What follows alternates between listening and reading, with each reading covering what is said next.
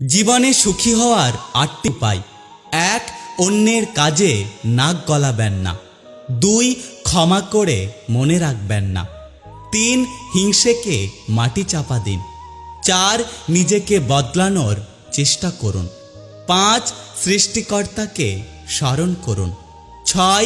মনকে শূন্য রাখবেন না। ৭. অতীত নিয়ে বেশি ভাববেন না।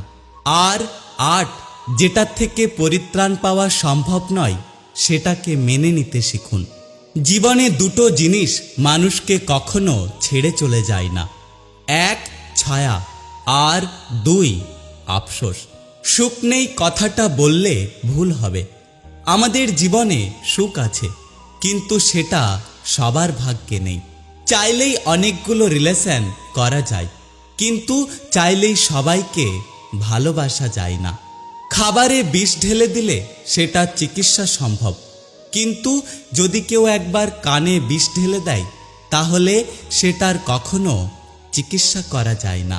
উচিত কথা বলা মানুষগুলো সবসময় সবার কাছে খারাপ হয়। টাকা থাকলে মানুষ কেনা যায়, আর টাকা না থাকলে মানুষকে চেনা যায়।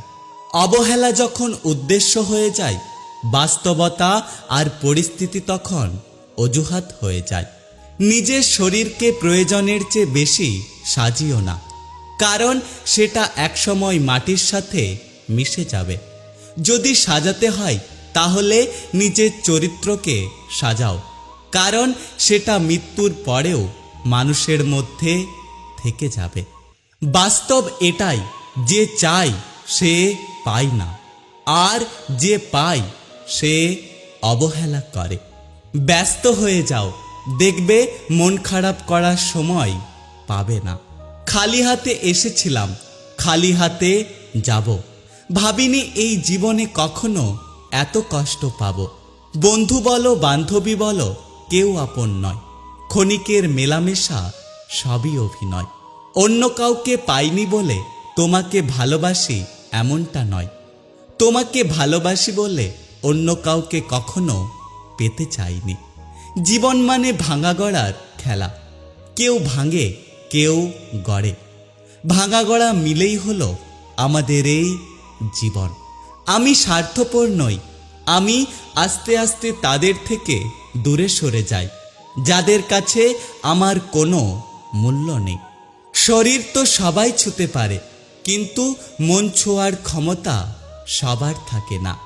চামড়া কালো হোক বা সাদা, চরিত্রটাই হলো বড় কথা।